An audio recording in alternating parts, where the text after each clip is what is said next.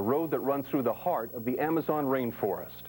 Tonight, we take you into a world few of us could even imagine, to bring you a story of commitment and of courage, the story of a man ready to go to war for the land that he loves.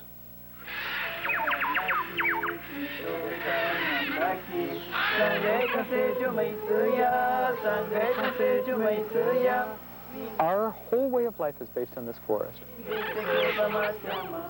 It's so integral a part of us.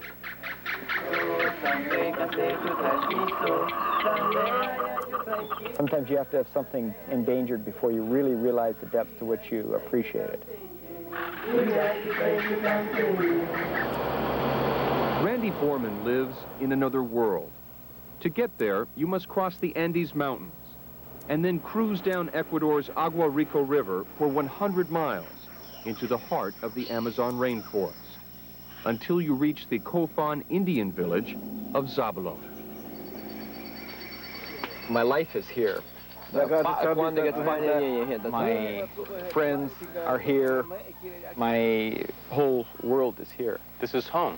This is home. This is not a Peace Corps assignment. This is not some temporary adventure in your life. This is home. Absolutely. Yeah, when I was high school, I decided I would never fall for the 9-to-5 routine. And I haven't. What is it that you love about your life here? We have, plenty of food. I'm not hearing you, okay. We have plenty of leisure time. Enjoy our kids, and, we have plenty of exercise. We stay healthy. So if someone like me says, Randy Borman, what are you? What do you say? I would definitely consider myself an I. Which is? Which is a Cofan. Once, there were 30,000 Cofan living in the Amazon rainforest.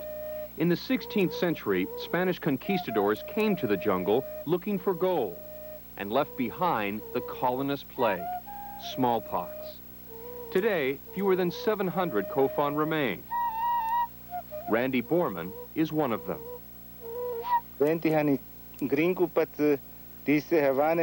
Randy's father was an American white man, but Randy was born right here in the jungle. Lorenzo Criollo is Randy's best friend. We raised him on our land in Ecuador, on our river. He knows our way of life. And he is Ahi. He is people.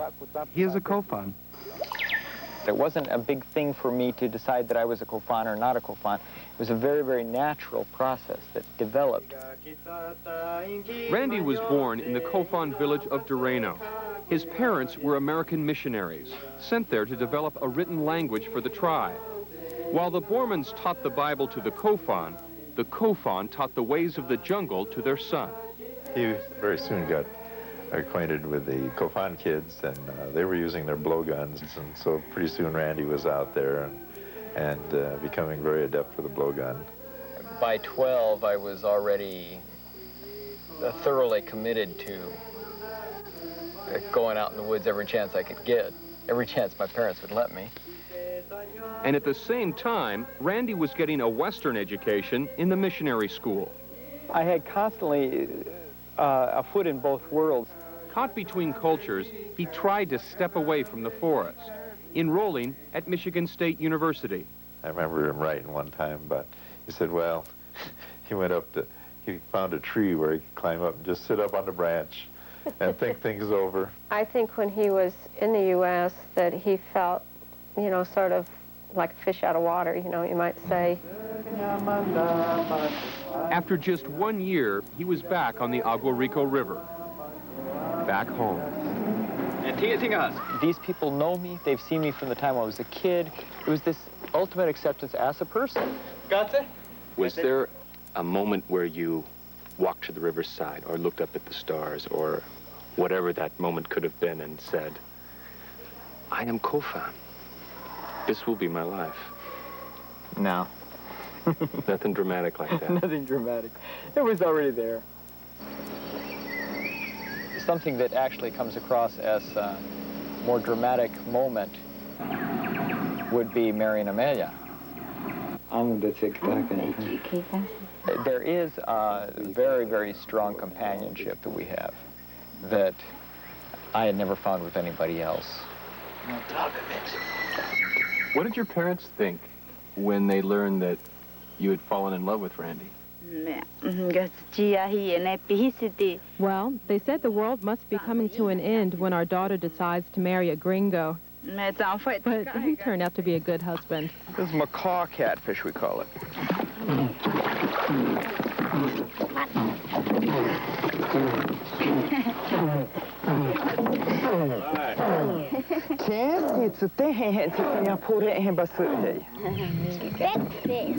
Just another morning in the Borman family, huh? Could you ever imagine Randy leaving Zabalo, living somewhere else? No, never. The rainforest is a part of his soul. You know, this is one of the last places on the face of the globe that still has this sort of pristineness, where humans are just a small part of a great big whole. This is a very open trail by jungle standards. This is a real family affair for you, isn't it? You like to bring the wife and kids out into the woods? Oh, yeah, every chance possible. And this is Federico's first time for a deep forest hike. He's, the youngest. Yeah, the youngest. Felipe has been out on a deep forest hike, but he hardly remembers it. Show it the thing. It's a cedar tree. Here. The knowledge Randy shares with his sons is drawn from a rich mixture of Western education and Cofan lore. See that? It's a yellowtail right here. Yeah, my boo-boo pamoya. Show it. We have a body of knowledge that we can draw on. You know, it goes back thousands of years, and I think it comes down to this whole concept of living in tune with our environment.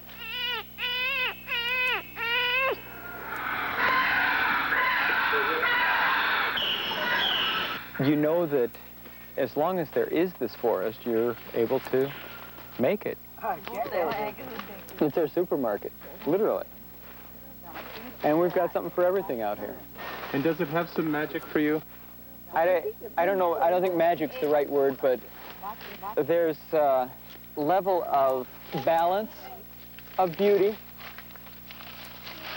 of living within a painting.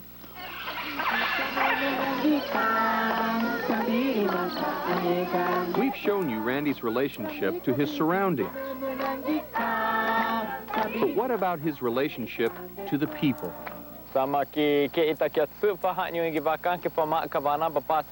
Randy is more than just a member of the Cofan community. He's the elected president, the village chief. Tonight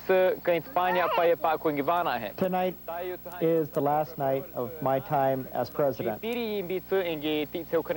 But because you have re-elected me, now I'm going to continue with this.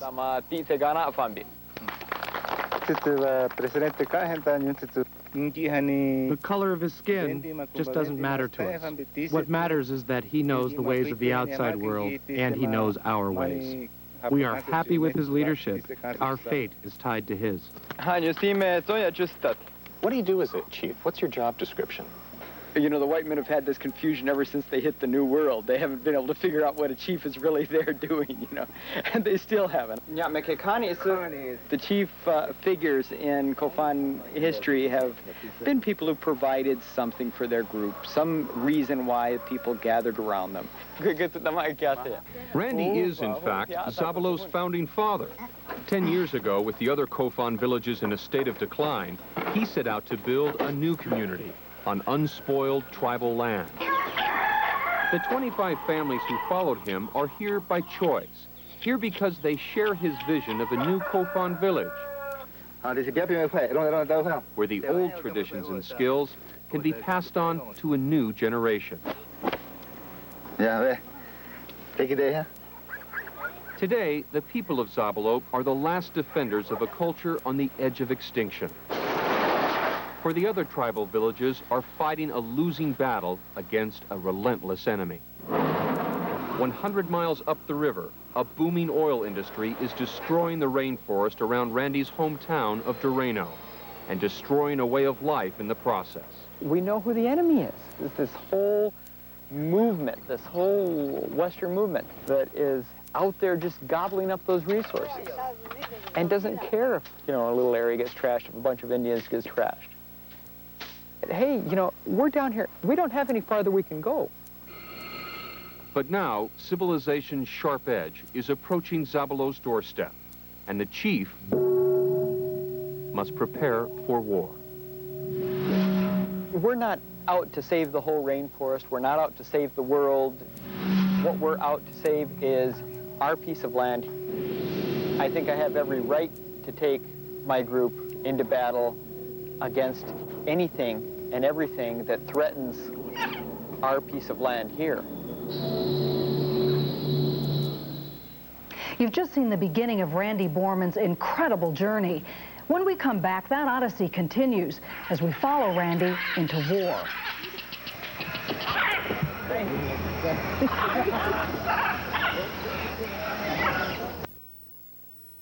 Ecuador runs deep. And in the second half of our report, you'll see just how deep. This son of American missionaries is about to embark on a mission of his own, using guerrilla warfare.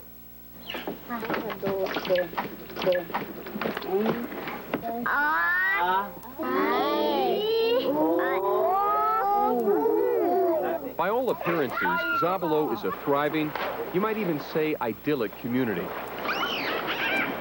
These are plantain banana shoots. Farming, hunting, and fishing right provide plenty of food. It's a Blackwater River, very low in nutrients. And there is a steady supply of eco-tourists. How much are the blowguns? Who bring in enough income to meet the village's simple needs. But there is trouble in paradise. Trouble that threatens the one commodity essential to sustain the Cofan way of life: land. Without the land, ultimately, our culture as we know it now does not exist. And enough land means enough forest, with all of its animals still there, with all of its plants still there, and everything else. And can oil mix with that? We haven't seen it so far. Ecuador is a poor country, desperate for oil revenue. In the cold calculus of economics, preserving an ancient culture takes back seat to hard cash. Oil exploration and exploitation is the biggest immediate cause of grief that the Cofan people has faced during the last 3 decades, really. Grief may be putting it mildly. This 1989 oil fire and spill on Cofan territory is only one link in a chain of environmental disasters. For now, the wells are still 100 miles from Zabalo. But these are boom times. There are dirty oil towns, refineries, roads coated with oil. Today, the lush forest around Randy's boyhood home of Doreno is gone. Where are we? This is Lago Agrio, downtown Lago Agrio. And this used to be Cofan land? This used to be Cofan territory, and, you know, we've kind of watched this whole town grow up. We used to hunt here. You're kidding. Right in this spot. You look around and you say, hey, that hill over there, this was all swamp, this is all forest. How did this happen? The oil industry creates its own destructive food chain. Wells need trucks to transport oil. Trucks need roads. And roads open up the forest to colonists, peasants who get free land from the government for farming, land that once belonged to the Cofan. What is this facility here, Randy? This is Doreno Uno. This is the well that it's actually within Cofan land of Doreno. This is just an open pit, isn't it? It's pure poison. Stinks here too, doesn't it? It's the smell of money for the country, but what do you smell? Disaster for us. You have got to be worried that what we're seeing all around us here could move to Zabalo, move toward you. We're all worried about this. We've all lived through this, and we know the consequences very, very clearly. You know, that's why we're willing to go out on the line, you know, really with our lives to stop this. In 1984, Randy established Zabalo as a way to safeguard a future for the tribe. The village was far from the existing oil wells. in the middle of Cofan land, legally designated as a natural preserve. The community believed it was safe, believed government promises there would be no development here without consultation, but they were betrayed. Suddenly, without warning or permission, exploratory drilling started at a new site, just a few miles from Zabalo. Ecuador has environmental laws established to control this sort of situation. And these people did not even bother with those laws. And we just can't take any more. With their whole world at risk, the Cofans set out to reverse the decision. The chief was dispatched to the capital, Quito. Meeting with urban allies, Randy decided to launch a public campaign to force the government to obey its own laws. They marched, wrote letters, appealed directly to the president, but there was no response. Now, something that we found that surprised all of us here was that although the white men make laws, they don't exactly necessarily follow them. There's an awful lot of situations where might makes right. Back in Zabalo, a village meeting was held, and a decision reached. We have no place else to go. Without asking, the oil company has come in and is now taking away our ancestral land. If we don't stop the oil people, my children won't be able to live like Cofans. I am fighting for the future of my children. We didn't really have any choice but to actually go in and, you know, physically take over the well.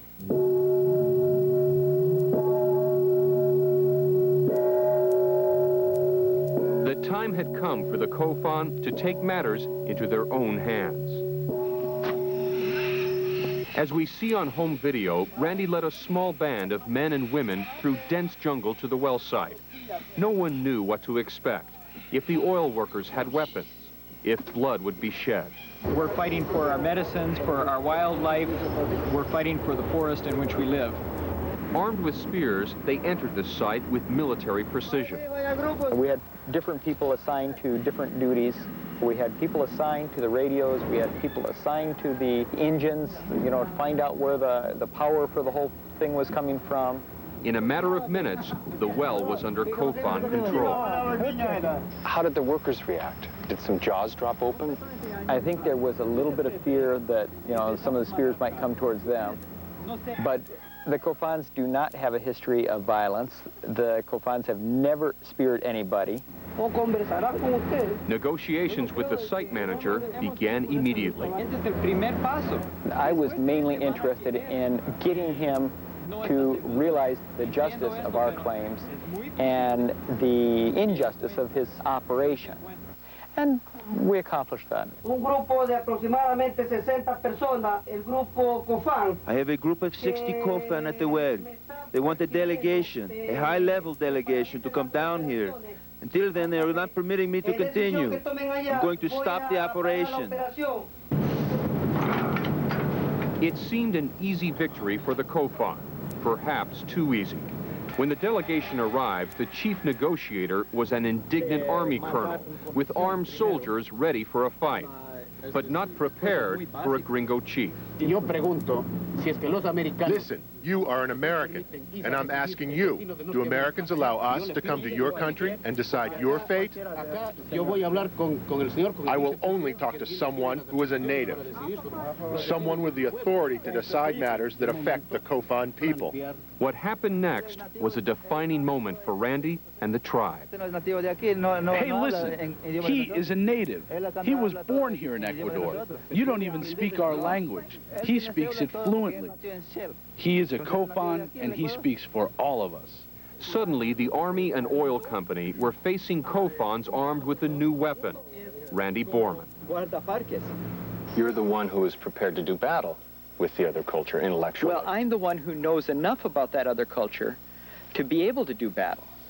It's very hard for them to figure out how to handle me because I have the Western education, I have the status. When Randy spelled out, point by point, the details of Ecuadorian environmental law, it was all but over. You could see it on the colonel's face.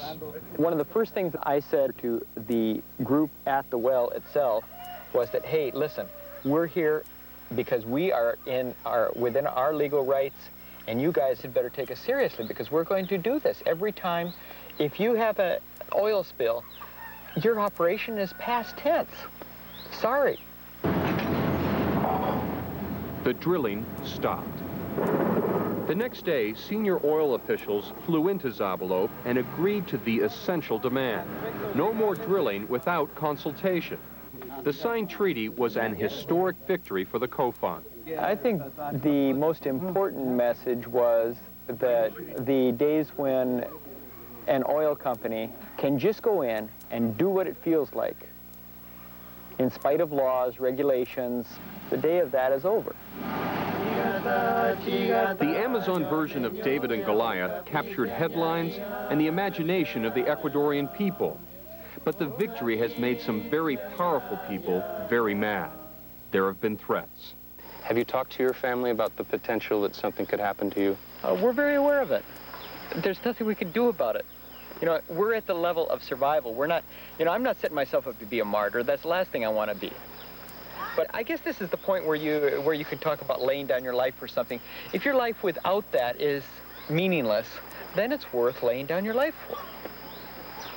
And this is that kind of fight. And this is that kind of fight, not just for myself, for all of these people.